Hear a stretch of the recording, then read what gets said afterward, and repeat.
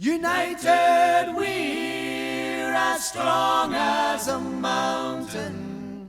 United we. This is Steve Zeltzer with Workweek, and today we're going to be talking about the struggle at Apple to protect the workers' health and safety, the environment, and also a major cover-up that's going on by the Apple Corporation on some serious toxic problems at Silicon Valley. And joining us is Ashley Gjøvik, and we interviewed her before. She was a worker at Apple, manager, and she discovered that her work site was on a toxic dump site, and began a long struggle to defend herself and other workers there to make sure that they were protected and that this toxic dump site was either ameliorated or that the workers were protected from getting serious ailments. So welcome to the show again. Thank you so much for having me.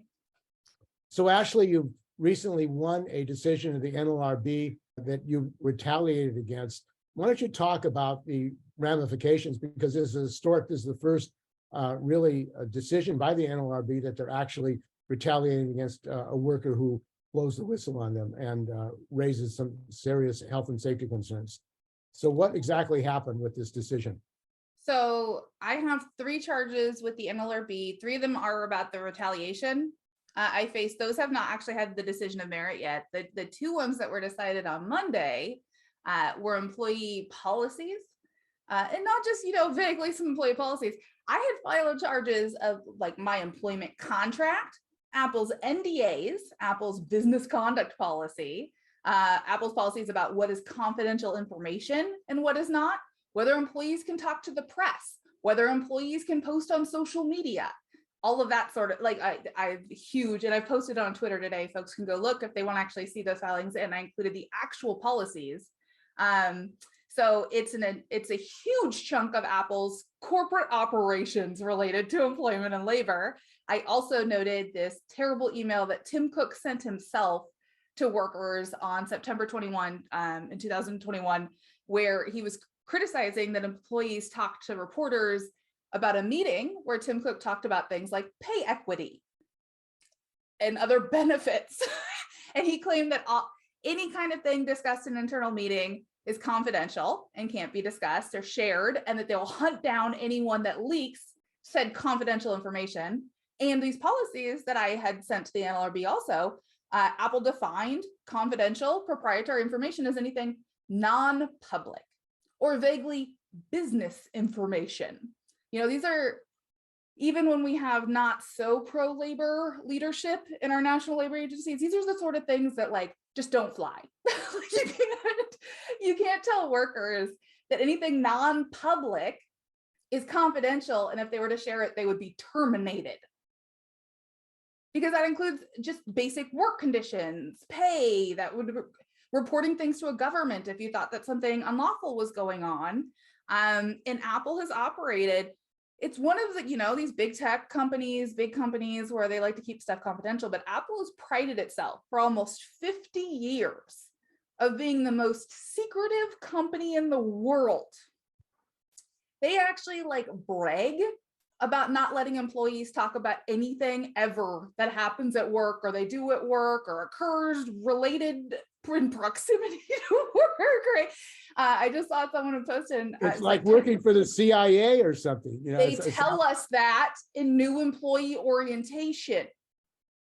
And my biggest question to myself is how I went along with it for almost 7 years, that I was just sure, this is normal. What is it? They would have these secrecy trainings where they introduce ex-CIA, FBI, NSA, and they tell us it's like working for an intelligence agency, and not just to not tell anyone anything. I mean, especially reporters, they say, but friends, they teach you how to not tell anything to your significant other about work at all. They also tell you not to trust people. They tell you that we have whole classes on social engineering, that people will try to manipulate you to learn anything they can about Apple. And I don't know, if someone was interested of Apple's policies on COVID and really wanted to get that information from me, that does not seem like something anyone should go to jail over. It's just, it's just absurd. And they leaned into the absurdity as part of their corporate culture. And as I went through my experience, which you can see in the other interview, we'll probably talk about here, when I realized I'm on the Superfund site with toxic waste and safety issues, and they're pressuring me not to even tell my coworkers it's a Superfund site, they don't want me talking to the government or the media, I start questioning all of this. And therefore, I reported all of this to the federal government. So we don't know exactly which parts of which policies that were found to have merit. They're working on a complaint. So the complaint would outline what specific things they're going to say, like, this is clearly illegal, you have to fix it. But there's things that I think are just based on precedent, facially unlawful. So like saying anything non-public is confidential, you can't say that. And even Apple's policies that say like no retaliation or here's your rights, say Apple confidential internal use only on them. So like if you have a policy that says no retaliation, but it says internal use only, you couldn't give that to your union rep. You couldn't give that to the government. Like it's like, you just can't do that. So I'm very excited to see what happens. I made it clear to the NLRB that I would not take any kind of settlement to withdraw. So Apple's either going to have to go to trial or they're going to have to settle with the government. And if they settle with the government, they're going to have to fix their policies. And they are fighting union organizing efforts around the country, Aggressively. the CWA and around the world. Yep. They don't believe that workers should have unions. And you as a worker at Apple were very concerned about the health and safety. Why did they build this factory or this office on a toxic dump site? Do you think they knew about that? We could talk about this for about 4 hours because this is also part of my fraud, conflicts of interest, interlocking directorate, securities violation charges. It's a complicated one. But it was, they didn't build on it. They rented a building that had been previously vacant for about a decade. It already was a Superfund site. It has a 2-mile, I hope it's okay. I brought a guest to the show. He's wanting to hang out today. This is Captain. It has this huge lake of contamination under it and known to like do vapor intrusion in the building. Actually, I don't think I've updated you on this since recently through some public records requests to the city of Sunnyvale. I discovered that they were getting complaints that this building was vacant, full of, vapor intrusion. People are graffitiing on it. No one's overseeing it. It's next to schools and churches. So it's kind of become like a community issue that hasn't been renovated and there's no tenants. So now the responsible party, who was Northrop Grumman, who created all that contamination doing NRO and CIA work to build the mass surveillance satellites in the 1980s, are like, they're pressured that they need to find someone to invest, buy it, renovate it, rent it. And I discover, so Ronald Sugar was the CEO of Northrop Grumman and worked at that company when that contamination happened. He's now a longtime member of the board of directors of Apple, overseeing the Finance and Audit Committee. And I don't know if I told you, you're gonna love this. So I also discovered that he's a very longtime board member of Chevron since 2005. And another longtime member of the Chevron board is also an executive of the company that bought and renovated my office suddenly in 2015. I also find at that time shareholder complaints that both of them are self-dealing at Chevron and want them to resign due to conflicts of interest. This is the same year that suddenly that guy decided to buy my office and very poorly renovate it. So they do that. This is so bad. And they can't find a tenant. And then suddenly Apple decides to rent it. So I assume like Ron, he's like, gets this guy, oh, you should help me, invest in this. I'll do you a favor, whatever. And then he can't find it. And he's like, hey, Tim, I know this really wonderful piece of property. I think your employees will love it. You want to rent this place? I'll get you a good deal. Like, I don't know how to make sense of these facts in a way that's not like a John Grisham novel. So that's just what I'm leaning into. Right?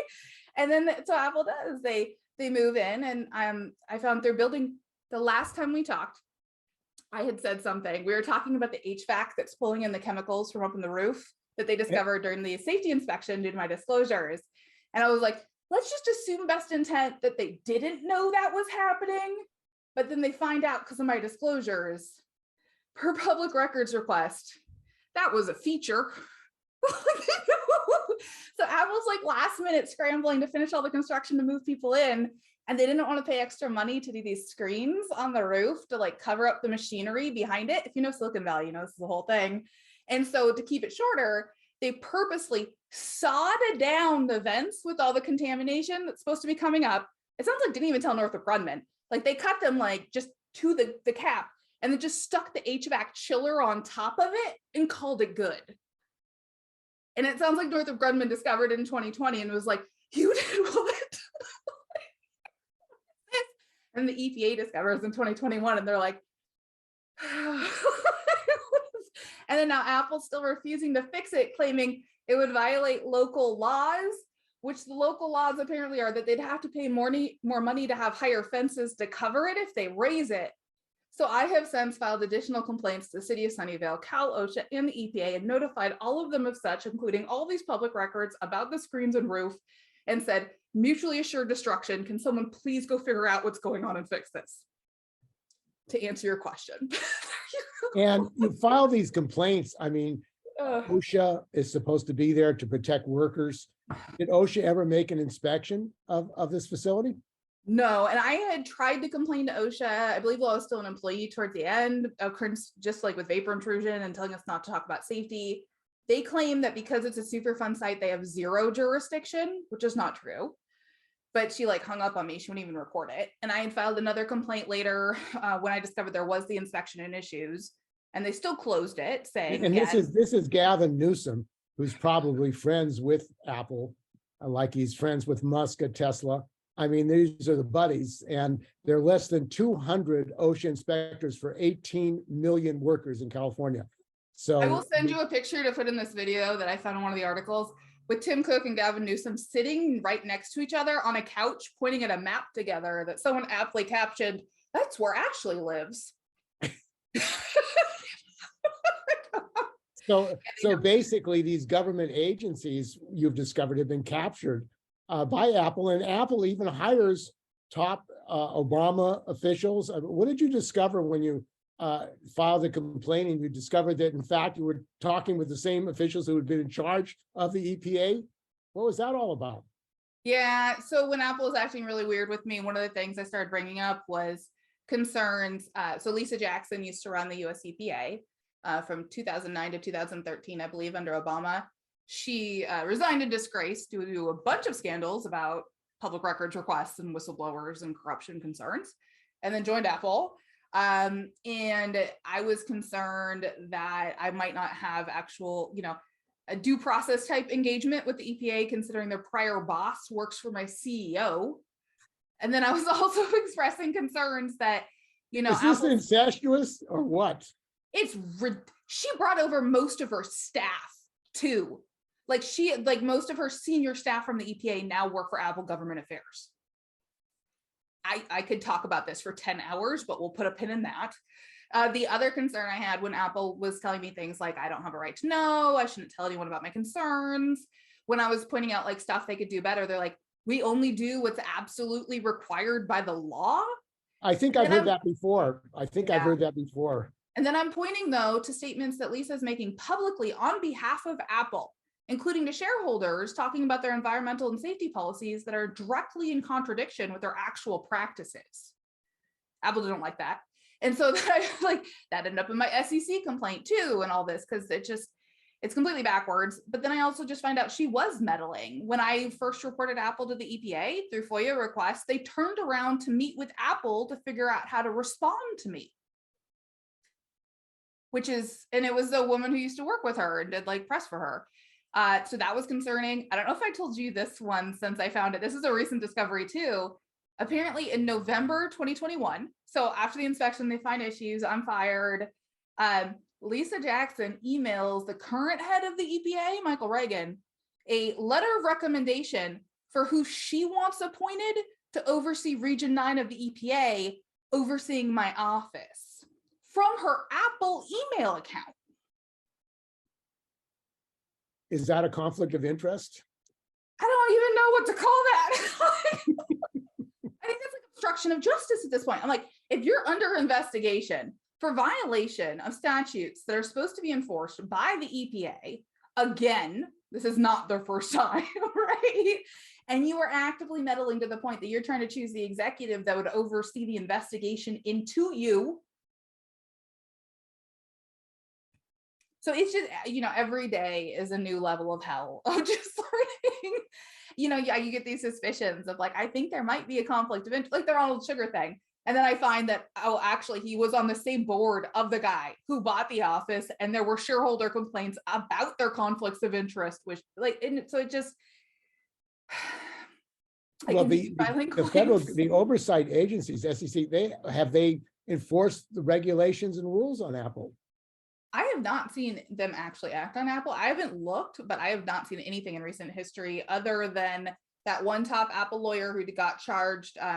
He got caught insider trading, and it was his job to make sure no one was insider trading. And he was like the top compliance lawyer, and he was charged with wire fraud and securities fraud. And I believe he was sentenced to like 40 years in federal prison last year. And then like the year before, our top compliance officer and head of the paramilitary secret police at Apple was indicted for bribing the local sheriff. So, but then he got out of it somehow, mysteriously. So like it's a whole mess. With the SEC though, I have had meetings with them and emails with them talking about a lot of this. I am pushing on them. So this decision is huge for Monday on these employment policies. I was sure that they were super unlawful. NLRB has agreed to the extent we don't know yet, but at least like, at some level, they've said there is merit. They do violate federal law. I had filed an SEC tip in end of 2021 when there was a shareholder proposal saying, Apple, we're really concerned about your employment policies, that it might be overly restrictive. And Apple had responded and even tried to like do a no action letter so they couldn't vote, saying, no, our policies are perfect. There's no reason to think that there's anything wrong with them. They had already been notified that they're under federal investigation for my charges. And it was covered, this wonderful article in Bloomberg by Josh Idelson. And he had a quote from a prior chair of the NLRB weighing in, looking at what I charged, saying that does seem like a violation of the NLRA in Bloomberg. And then Apple's like, no reason to think anything's wrong. So I filed an SEC tip on that. And then Apple's made prior statement or more recent statements last year, again, saying no reason to think anything's wrong. And now not only did they deny the federal investigation, but they've now been found to violate federal law at a national level. So I am pushing the SEC very hard that their action needs to be taken. Well, you say that there might be criminal violations. It sounds like this is a criminal conspiracy to violate federal law. Which ones though? Like lots of them. It is. It's so extensive, and it feels like when they start doing something wrong, instead of saying maybe we should stop doing that thing, they're just like, let's do more wrong things. Like this SEC thing's a good example of if people are inquiring and you're already under investigation, it might be time to like take a step back, maybe say like, we're looking into this, something could be wrong, but instead they double down and incriminate themselves further. So like at this point, based on all the trouble I've gotten them into with SEC, any statements they make, if you look at the articles that have covered these charges, especially for my stuff specifically, you're not going to see any comment from Apple specifically on the merits. And there's a lot of reasons why. And one of them is anything they say can now be included in the SEC probe that could lead to a DOJ lawsuit over shareholder fraud, right? So they just keep digging in. And I continue to help just giving them the shovels as they want to and documenting as they do. Well, it seems like they want to dig deeper. They want to dig that hole deeper and deeper. It seems like they're rarely held accountable. When they finally are, it is like, so our top lawyer was just sentenced to 40 years of federal prison. They eventually get caught. And if you look back to the early 2000s, before they got really good at their lobbying, you might remember the backdating scandal. They backdated their stock options, and the DOJ did come after them, and their general counsel and CFO had to do like settlements with the government and pay millions, and potentially were facing prison time. And Apple was sorted with delisting from the stock exchange over it. The biggest issue was not just the backdating, but when the probe started, the general counsel apparently ordered someone to falsify board meeting notes for a meeting that never happened to try to substantiate what they did. So I think this is a long running pattern with Apple of as soon as they get in trouble, they're like, how do we make it worse? And it seems like the workers at Apple, first of all, you have the workers in this country who are, being told, intimidated, terrorized, to prevent them from organizing collectively, which you're supposed to have the legal right to Yep. a union, but apparently Apple has different ideas on that issue. Union, even without a union, any kind of organizing, and Apple's against all of it. I was a program manager, so not like a people manager. I was kind of a worker. And I was raising concerns to HR about stuff and starting to talk to other employees and managers, and we're all kind of sharing concerns. And Apple said repeatedly to me that they don't like us talking to each other and want us to all work with them one-on-one about everything. So you even have like corporate managers and corporate like me, where I'm kind of like the business and engineers, and they don't want any of us talking to anyone about work conditions like together. So it's almost comical of just how bad they are. And when I was trying to decide what kind of things I would focus on for my advocacy, trying to go after them, because I'm not just by like everything, I'm being pretty like strategic. Like I set the trap with the SEC for them that they walked into, like the Bugs Bunny cartoon or whatever. I was like, good job. You did exactly what I wanted you to do. So with the NDAs, that was one thing where I kept thinking like everything goes back to this sick culture of secrecy, censorship, surveillance, where all this corporate malfeasance, all this bad behavior, the reason that they do it and they feel like they can, and they feel like they can just like exaggerate it as much as they want to scare people away, is because they rely on this culture that no one talks about what they do. No one tells even like a wife, or no one tells a friend, no one tells a lawyer, because they're afraid it could get them fired. And when you get fired from these big tech companies, it also means an implication of deny listing from the industry or other repercussions. It's just not worth it. So I wanted, even just this Monday, the news articles, that decision says, the government looked at your policies, Apple, and we found that in several ways they do violate federal law, the restrictions you put on your employees. Like I want every employee to be able to like print that off and hold it in their hand and look at it when Apple's trying to tell them that they can't tell anyone anything. And they're like, but really challenge that whole culture or sick culture Apple built. Well, it sounds like a boss's dream world, where you control the workers. And of course, I mean, although we don't have the same conditions in China, the Foxconn workers had. I mean, I think that they want a kind of a slave-like society where people just go along with whatever they say and feel that they can't even challenge it. Otherwise, they would be crushed if they do challenge it. It's the same company, right? It's the same company, whether it's the Apple Park headquarters, or it's the retail stores, or it's the factories, or it's the data centers, or the distribution centers, or whatever. They have the same playbook they're using across the board. And I think when we see these factories, whether it's China or like watching what's happening in India right now, oh my God, like, they try to get away with whatever they can, is what my impression is. And so like with these corporate headquarters, they've tried to get away with as much as they can, as if it wasn't even living in the United States, as few labor laws as we have. But they're like, but if no one knows, it's like we're our own country and we just make our own, that kind of mentality. And I'm also really hopeful that this decision will help a wider probe.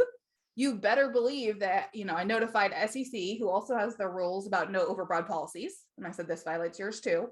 And then notify the antitrust probe, because this is exactly also how you don't get antitrust whistleblowers, and how you don't get employees speaking up when they see behavior that might violate the Sherman Act or other federal statutes. So I want to make sure that this can have as many ripples as possible, and really reforming the way that Apple avoids liability in any way it possibly can around the world. Well, that is a way of cost shifting, limiting liability, making more profits. Now, did you have any experience with Marty Walsh, who's supposed to be the quote unquote Department of Labor secretary? I'm taking a moment to I sent Marty a very long email last night again about my concern. So I have there's this very peculiar agency responsible for an incredible thing that like should be keeping our country safe and secure and protecting us. And instead it's this hotbed of corruption, this tiny little agency under OSHA, where like all whistleblowers just go to die.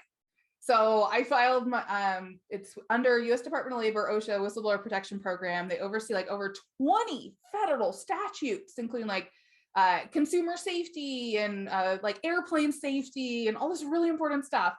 And I have a case under 3 statutes that I had protected activity. Apple retaliated against me because of those actions.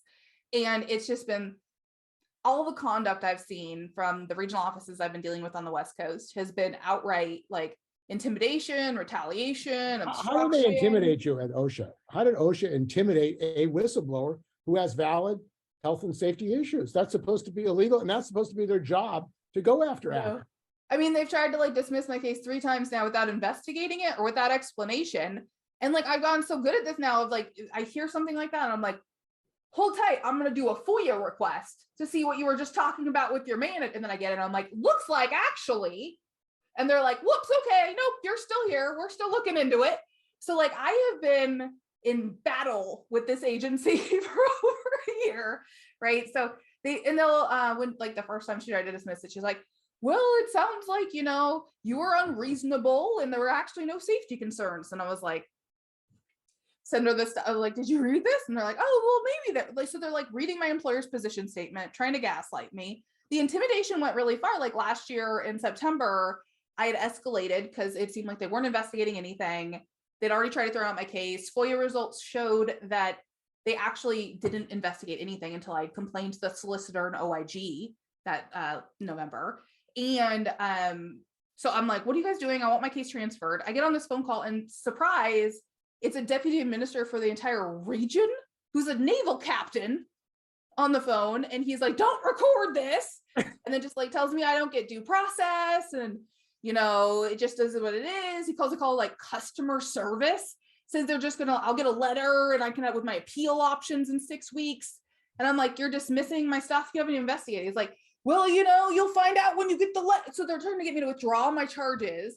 And I'm like pro se. I mean, I'm a JD, but I'm not an attorney and I don't have an attorney representing me. And they get me on the call with an executive and a war captain to pretty much infer that like, if I don't withdraw my charges, they'll find against me. It'll be really embarrassing and I should just give up now. So I like documented that in depth in emails, sent it back to them in their inspector general office and to Marty. So is Marty aware of all this? So I finally, our last call, I was like, if anyone can find Marty Walsh's email, I did get it. I spent a whole day calling around to every like Department of Labor agency I could find until I found one who like gave in and gave me this like email where I can get a hold of his staff. It took like 6 hours. So I finally emailed him and I'm like, I need you to know what's going on with this agency. And I've tried talking to OIG. They won't respond. Please help. And he did something. Like they never really responded, but OIG responded and said, we're not going to look into your claims of misconduct because we don't do. And I'm like, that's your job. And they tried to send me to the Office of Special Counsel. And Office of Special Counsel is like, we're for U.S. government employees, not you. And I'm like, OIG says they won't investigate though. They're like, and so I go back to OIG. What's going on? Inspector Generals and Daryl Whitman, who was a former It's lawyer. Everything Daryl Whitman said, like, and I brought that up into Office of Special Counsel. I'm like, you may remember Daryl Whitman, here's that report where you did a probe. I have evidence. And I told OIG I have evidence to prove his allegations. And they said they don't want to see it. And they're like, they don't want to see the evidence. And then whatever Marty Walsh did, they said they would like talk to headquarters about my request. I just want it transferred to an area that's less likely to be captured by Apple, like the Northeast or something, because I'm in New York now, that I can have just a fair chance without all these shenanigans. And they said they talked to headquarters, and then suddenly my investigators want to close my case. All of a sudden, they're done now. And I had a call with them last week. They did let me record this one because I said I wouldn't get on the call unless they let me record it. Dude, the last call. And it ended up being like 3 hours. And they just read my like employer statement back to me and had no knowledge of any of the evidence or filings I had made. They clearly didn't investigate like 95% of anything I sent them, but just sat there for like 500 days. And now they said that they will investigate all those things I said that would make me win my case. But I need to like resend it back to the same person who didn't read it the first time. And I can't complain about delays now because I'm asking them to relook at stuff, even though they never looked at it in the first place. So it sounds like malfeasance. I mean, criminal malfeasance. I sent the email I sent Marty. Now I'm getting spicy with Marty. of like, I'm outlining, I'm like, as I was concerned about, and they have now confirmed like all of these things, all this misconduct, all this, gross abuse that Whitman had and other whistleblowers had already told you guys this is happening. It's happening again in real time. And then I also pointed out to him, it's occurred to me as a taxpayer that I am paying taxes to fund this gross spectacle of misconduct, retaliation, incompetence, and corruption. And I'm like, I'm paying to be retaliated upon. That's right. Your tax dollars and my tax dollars are going to people who refuse to do their job and try to cover up discrimination, retaliation against workers who are trying to defend themselves and others. This is the most frustrating part to me, that, if we had to argue about like, okay, we all agree on the same facts and the same evidence, and we want to argue about the legal analysis, I'm there. And if it's really, they're different, fine, I can move on. But like when, they're like, oh, you weren't suspended because Apple, they said you asked to be on leave and we just believe them at their word and you never asked to come back. But they said, if you asked to come back, that they'd let you. And I said, I did ask to come back. And they said, no. And I sent you those emails. They're like, oh, that would change everything. And I was like, I sent you that. And they're like, we must have missed it. So like, like 100 of those things. So I included some of that to the email to Marty, where I'm like, they didn't do anything for 500 days. Like, what is this? So like, I don't know what I'm going to do with them. The problem is, like, one of my cases, I could remove my socks. I could take to court if I wanted to. CERCLA, I believe I could try to appeal, but like the OSHA case is just with them.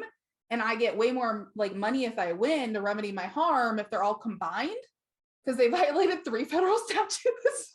So, I mean, the accountability office of the Inspector General is supposed to be doing oversight over these agencies like OSHA and all the other agencies. And yet they're part of, it seems like, a conspiracy to No, prevent. they're in on it. I was concerned to not hear a response, but now that I did get a response, only because I emailed presidentially appointed Marty Walsh multiple times, they finally respond and just tell me they're not going to investigate.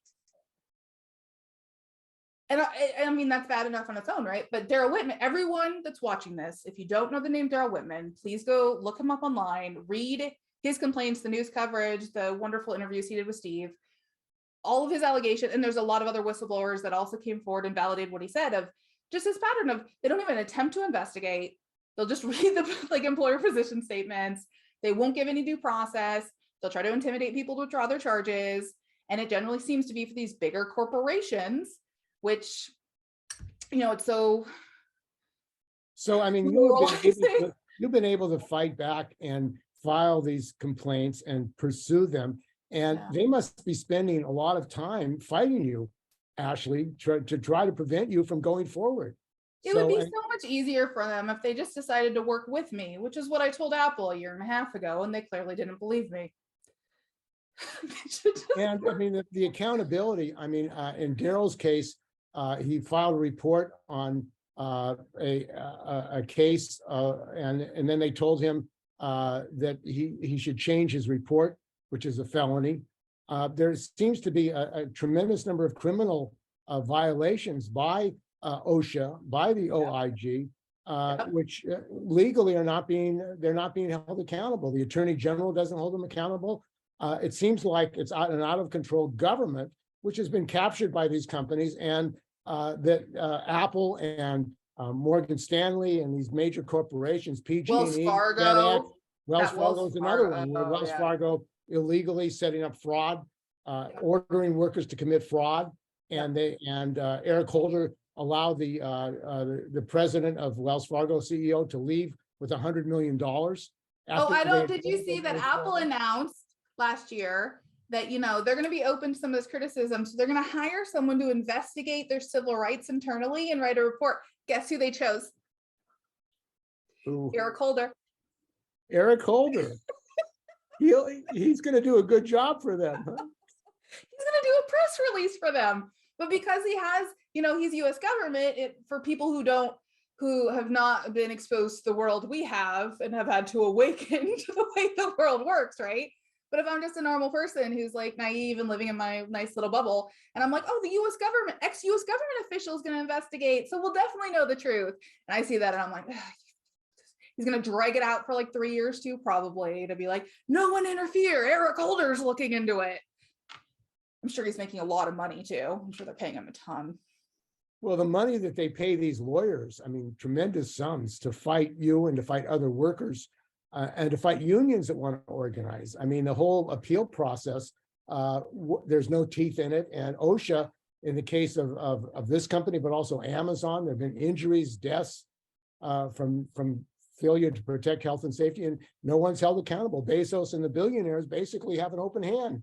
I do think there is a sharp weapon in going after them for fraud at some point off of these labor and safety issues. So I don't know if you saw it. I don't know the exact details, but I believe it's New York State is now going after Amazon for fraud in reporting workplace safety accidents and safety issues, like financial fraud. It sounds like there was something to do with some kind of grants or loans they were getting that required accurate reporting, and they weren't.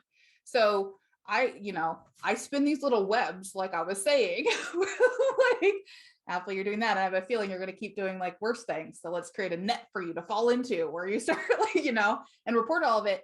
That's what someone's doing. It sounds like with Amazon, is they're pulling an Ashley on Amazon in New York right now, where they're like, you're doing all these labor abuses and you're like playing the system with the labor stuff. NLRB is now, like, it seems like taking action on Amazon, but it's late and it's not enough. But I think it's going after the money too. These companies, they can squirrel out of a lot of things, but especially when they're committing fraud on a government, like they're getting grants, they're getting tax credits, and they're defrauding a government. I think it kind of forces these governments to act. And of course, the government gives these companies billions of dollars. They gave Musk billions of dollars. So, I mean, it's unlimited, the subsidies and payments he's got. And yet, when they violate the law and they refuse to enforce health and safety over and over again, and then they get more government subsidies. They get more government tax subsidies and other kind of subsidies. So it seems like our government is rewarding these serial criminal activities that these companies are engaged in. Well, we talked last time too, my concerns about CalSTRS, who currently owns my office, the California Teachers Requirement Office, who owns my Superfund office. I discovered it was sold to them in 2016. So now I've also inquired whether it was disclosed to them what Apple did with that crazy HVAC on the roof and the oak tree and sugar conflicts and stuff, because there's potentially a fraud on the California government now in that real estate transaction. And I learned that CalSTRS is actually like one of the #1 shareholders of Apple with over like $3 billion of Apple stock. So you also potentially have shareholder fraud too. And the CEO at CalSTRS actually fired a whistleblower, Scott Thompson, who exposed the fact that charter school executives were spiking their pensions before they retire and ripping off the agency. And instead of going after them, they went after Scott and fired him. And the union, unfortunately, did not fight to defend Scott. I mean, the systemic corruption in these pension funds, and the California Teachers Association has representatives on the pension board. They could make that an issue. I spoke before them, and they didn't want to talk about it. They don't want to investigate the practices, the ethical practices of their own administrative management of CalSTRS. Well, I learned something else since last time I wanted to share with you, Steve, and I want to share with the world right now that occurred to me. That groups like CalSTRS, so it's a teacher's retirement fund, but California government, like Newsom appoints certain people for this, which means it's subject to public records requests through the Public Records Act, which means you can submit requests to CalSTRS or CalPERS and request public records like they're a government agency, which I have done and am very impatiently waiting for the results. They have confirmed they received them, said they'd send them in batches, and I haven't heard anything for a bit. And this systemic corruption, the cover-ups, it seems like for these agencies, government agencies, it's one cover-up after another, and you're slowly unpeeling it bit by bit. I cry just as much as if it was a real onion too along the way.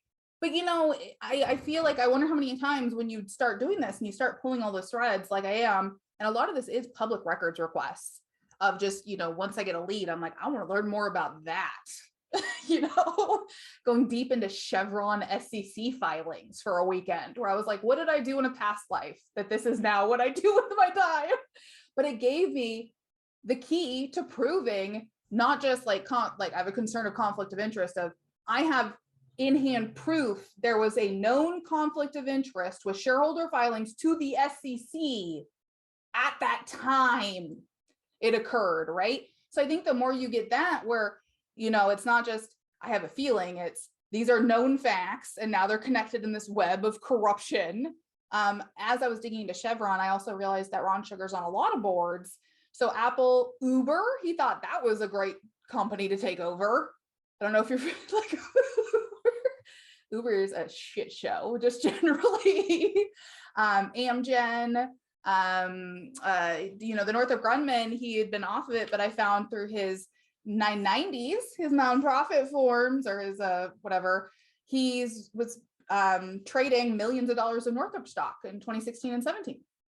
So when they sold the CalSTRS too. So like, the more you can gather of this stuff and start piecing it together, what that recently led me to in the last month was a filing to SEC and FTC alleging something. I didn't know there was a name for this type of corruption, and I was weirdly reassured to know this is like a known thing, but it's called an interlocked directorate.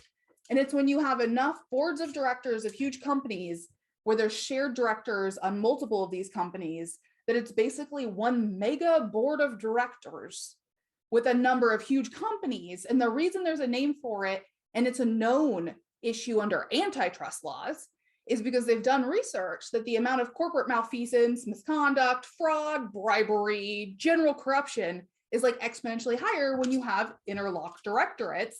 And the one that I documented, the linchpin for this enormous interlocked directorate, is Ron Sugar and Apple. So I sent that to antitrust too.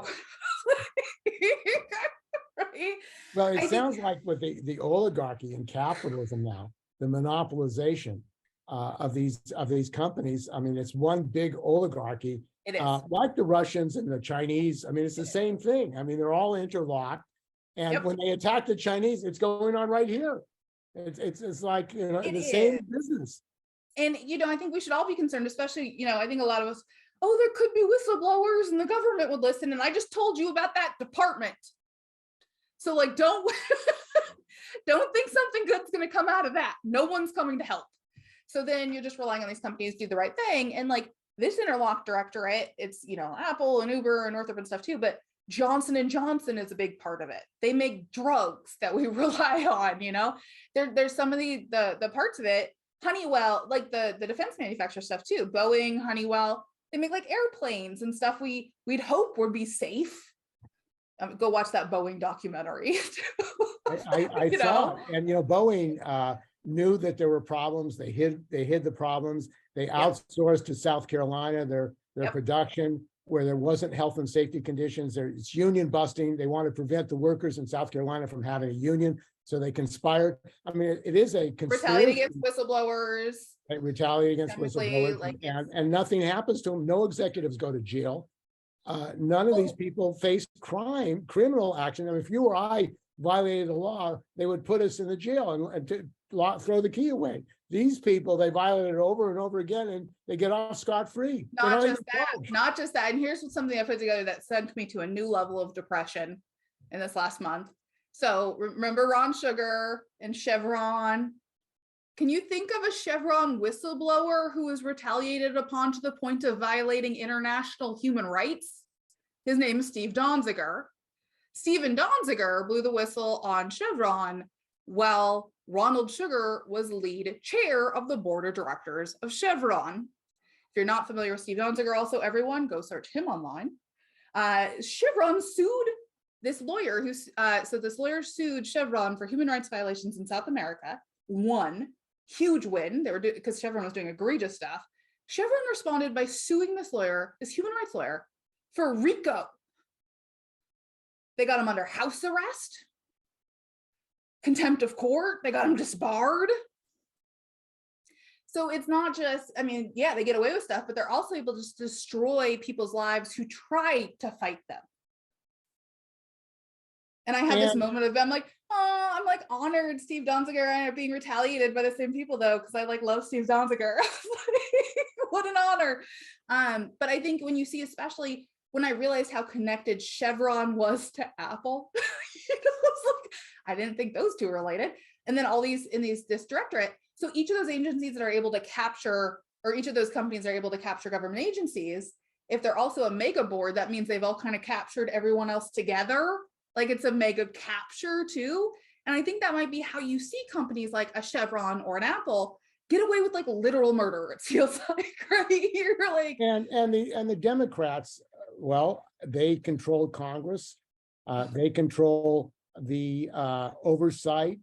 Have there been any investigations by Congress, hearings on this interlocking directorate on OSHA and these agencies not actually pursuing cases when they should pursue them under the law before they cancel them? Did you see what Schumer did in December? No? So, okay, we had the antitrust bills, right? That they were trying to push through, and big tech was lobbying so hard to make sure they didn't have more antitrust laws they had to follow.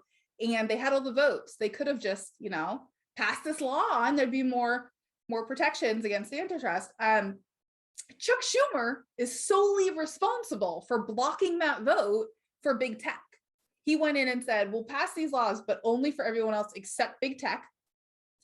And the only explanation provided was that he's very friendly with big tech, as is Nancy Pelosi with her stock portfolio, and his 2 daughters work for big tech. That was the explanation. He's like, my daughter is a lobbyist at Amazon. And you just have to wonder when we stop being a democracy, or if we ever were at this point.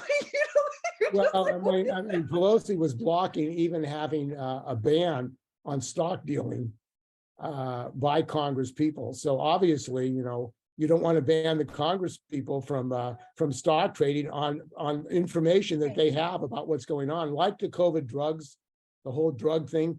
They knew there was going to be a pandemic and they kept it from the American people. People died, and then they were making money off of it. I know. And I was making progress with a U.S. Congress member here in New York who was ready to refer my case to the oversight subcommittee on the EPA. And I wanted to try to, push on the labor and surveillance and tech stuff too. But then we just had that little crazy rotation of committees this last month, now that we have the new House and everyone got kicked off all their committees. So I don't know if that's going forward anymore. And the Republicans themselves get money from the companies as well. And they don't like human rights generally either, as much. And I try to appeal, like anyone that will help me with my cause, I will talk to. So like, I'm open to talking to Republicans if they'd be interested in helping me push protections and reform and investigations. But it became really clear that like, as much as they say they're about reforming big tech or Apple or whatever, but not about labor and not about super funds and not going after defense manufacturers and not, all the stuff that's the core of my case. Well, they would like to close OSHA. They want to close the government down. And let it rip. Let the companies regulate themselves. I mean, you have a situation now where they've captured the agencies that are supposed to regulate them, and we pay billions of dollars, millions of dollars to these agencies. And then you have the Republicans who would say, let's just get out of even having these agencies. We don't even need these agencies. So get rid of the facade. So the question is, what should working people do? And it seems like I have very depressing talks with other whistleblowers who've seen like the darkest sides of this. Until you go through it personally, you don't really understand just like how messed up everything is. Like it's very tolling. And actually I had that conversation recently of like, for that Department of Labor agency, that I might argue it might be better it doesn't exist, because it creates a false impression that we actually have any protection or way to seek remedy. And it for us, but also that other people would think that whistleblowers were being listened to. And in some ways, when you say that, and this is like the Gavin Newsom California story, when you say you have all these progressive laws and agencies, people just assume that you're using them and you're enforcing those laws and there won't be corruption because it looks like, and I'm like, if you're not actually going to enforce it or do anything, maybe you just don't have it. So then the toxic dump site at Hunters Point, Bayview, Treasure Island, where you actually building luxury condos on a nuclear radioactive dump site. Plutonium. Plutonium. And Nancy Pelosi and Feinstein all know about it. Barbara Lee knows about it. So they're actually profiting off of building luxury condos on a nuclear dump site, in which people are getting cancer, There's systemic racism, and they've covered up the fact that workers are getting sick. I mean, I've covered the fact that UC has a animal center on the Hunters Point, and the workers there were getting sick and contaminated, and they covered it up. University of California and the regents know about it. So you have workers. Forever, that Willie Brown story. That was how I got introduced to like San Francisco when I moved there. I was complaining. I was like in an Uber going to go see my new apartment, and I was telling the driver just casually, I was already the toxic waste whistleblower for that apartment in Santa Clara. And he was like, "Oh, why are you moving up here?" And I'm like, "This is going to sound really weird, but I guess I was living on a bunch of toxic waste and it made me feel like I was dying. And so I'm trying to get away." And he's like, "Oh yeah, that's a thing all over here." And I'm like, "Excuse me?" And then he's like, "Let me tell you about Willie Brown." And this was the first story I heard was that San Francisco mayor. What year was Willie Brown? That was 90s? In the 90s, yeah. 90s. Apparently his way of dealing with the homeless problem, which mind you is predominantly non-white people, people with mental illness, veterans dealing with PTSD, all sorts of, marginalized, oppressed people. His way to deal with the homeless was to send them to Treasure Island knowing it was radioactive and full of poison, so they'd just die. That was the plan of record.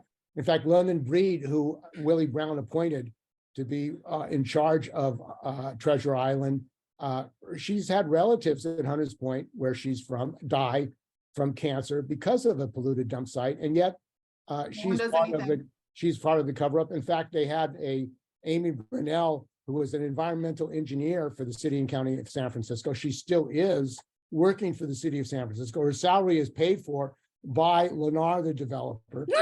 She was helping. Stop. Are you serious? And she was helping to sell condos.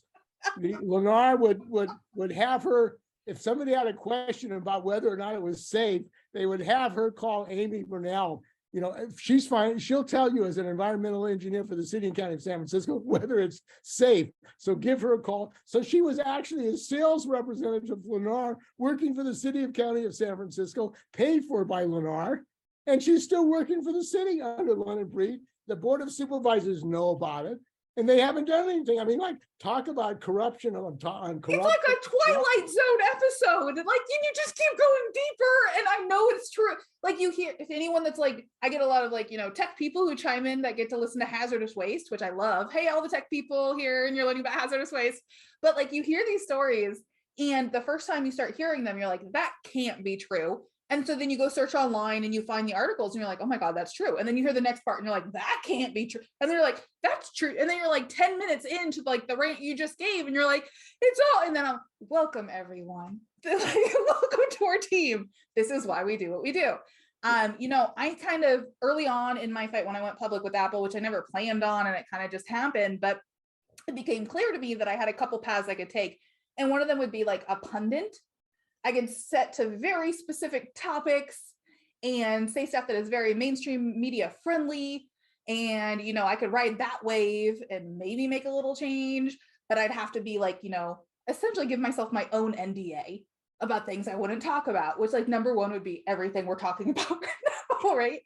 And especially as I went down my, I never really wanted to do that anyways, but the more I started thinking, I'm my story, as much as it's all the original stuff, needs to be this corruption too. Because none of that matters if you don't talk about this. Because you'd assume I tell this story and anyone who hears it would jump on it in government investigations and congressional hearings and on-site safety inspections. But that won't happen because the mayor of San Francisco just sent the homeless people to Treasure Island to die of radiation poisoning. Right. And that's how things work.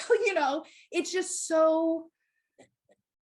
I mean, it's endemic. I mean, Kamala Harris was put in position by Willie Brown as district attorney in San Francisco. She set up an environmental justice unit, never investigated the fact that whistleblowers at Hunters Point were being retaliated against by Lennar.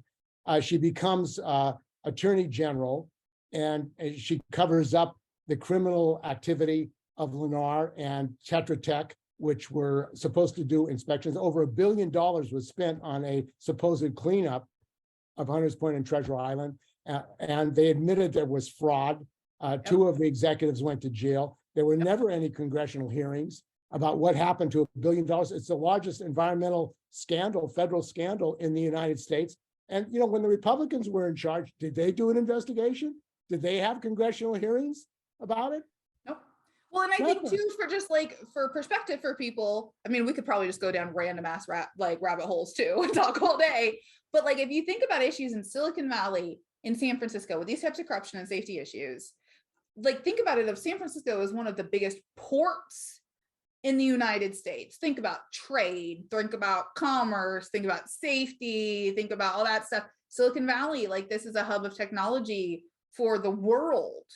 The stakes are incredibly high in these areas related to just about anything they do. So it also seems like potentially national security issues, if you have massive corruption and safety issues and fraud in areas like this, but there's like not a word. And if you start talking about it, you quickly are like, we're not going to talk to you anymore if you talk about that stuff, because it upsets our funders and our board. That's right. Well, Willie Brown with Nancy Pelosi was making arrangements to give green cards to investors in Hunters Point from China.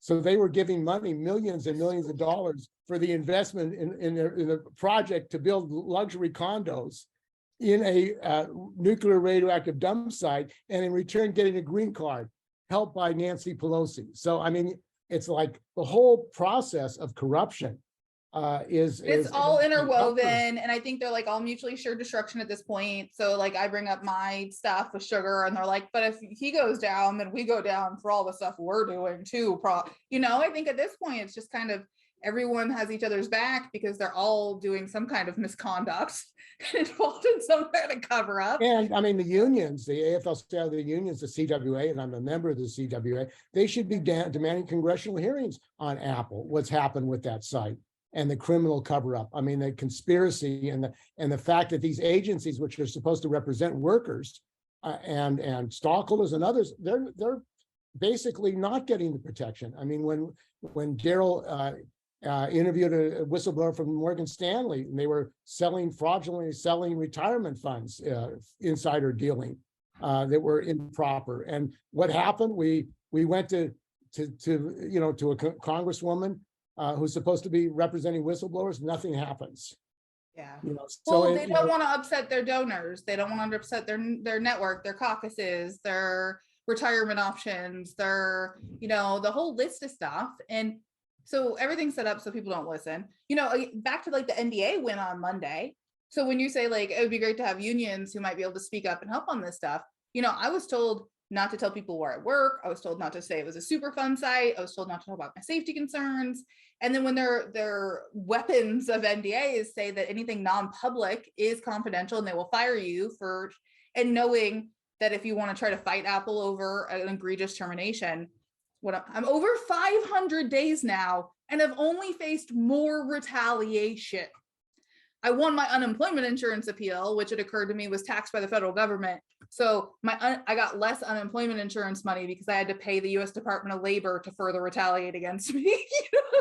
Like, it's just, so who's going to say anything? Who would even reach out to someone who could help advocate? So again, it goes to like, I want people to feel like they'd have a better chance to speak out. I still think Apple will try to scare people into silence, even if they have to fix this stuff.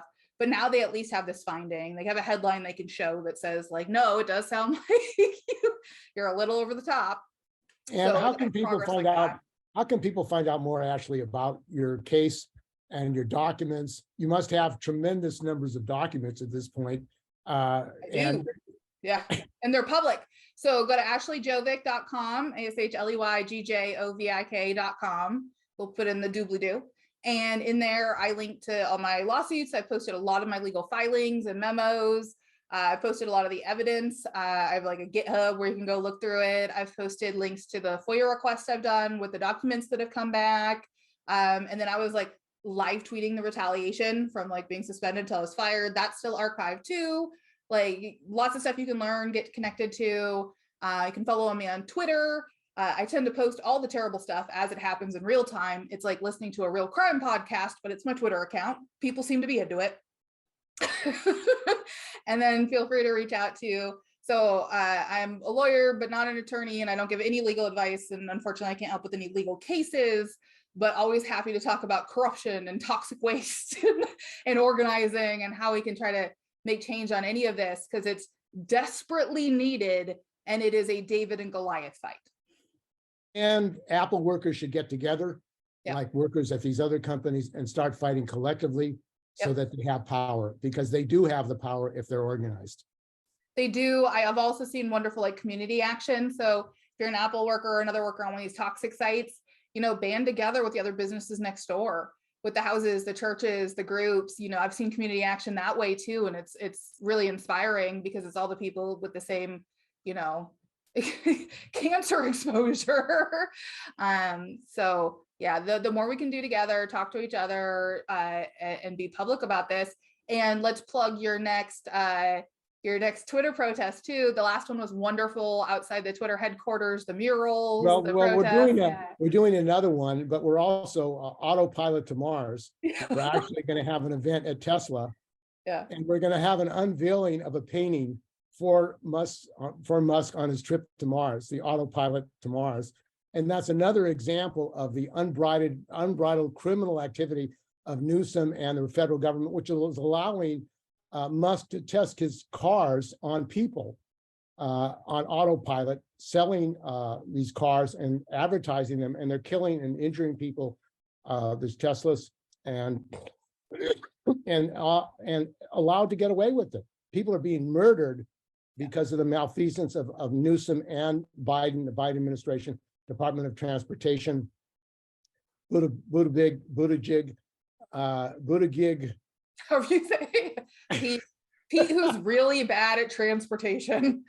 Yeah, that's right. I mean, you know, imagine allowing Musk to sell these Tesla cars, knowing that he's testing people and the highways on cars. And in San Francisco, as you know, they're allowing automated cars that are blocking entrances, blocking the road so firefighters can't get to them.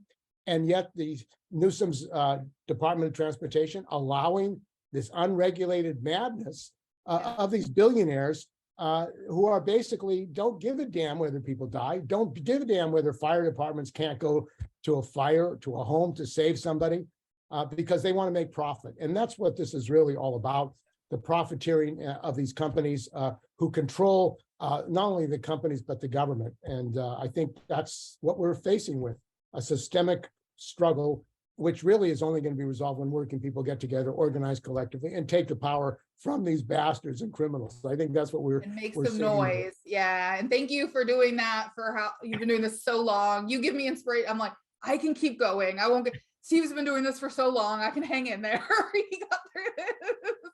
Yeah. The thank you so much. people have to do it. The people have to speak out and get organized. So thanks for joining us on Work Week, Ashley. Thanks for having me.